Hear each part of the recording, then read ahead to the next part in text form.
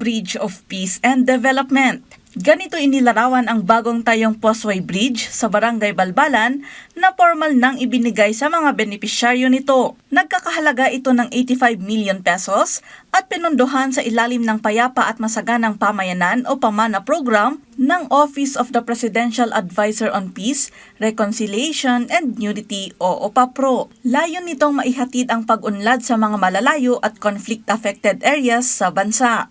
This is a bridge of peace. This is a bridge of development. This is a bridge of promise realized by our people. Ito po para po sa inyo to, pangalagaan niyo po ito.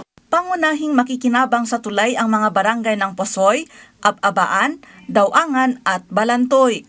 Dahil sa proyekto, ligtas at mapapabilis na ang biyahe ng mga residente sa mga naturang lugar. The bridge will significantly improve access to vital services, including education and healthcare, and will facilitate economic opportunities for our residents. We truly appreciate and thank you.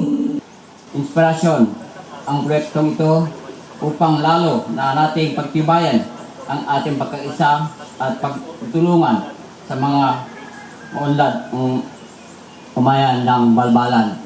Malaki din ang maitutulong nito sa pag-unlad ng agrikultura at kabuhayan ng mga residente. Nagpasalamat naman si Kalinga Governor James Iduba sa OPAPRO sa suporta nila sa Kalinga. Hinikayat niya ang mga opisyal ng barangay na maging tulay sa pagitan ng komunidad at ng pamahalaan para sa kapayapaan at pag-unlad. I want to give this challenge.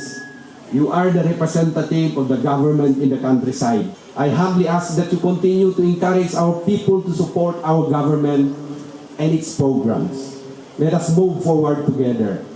Let no one think or act against the government because we are all part of it. No matter how difficult the terrain, no matter how wide the gap, when we work together, when we can always build a way forward. Angel Kim Pengosro para sa Pambansang TV sa Bagong Pilipinas.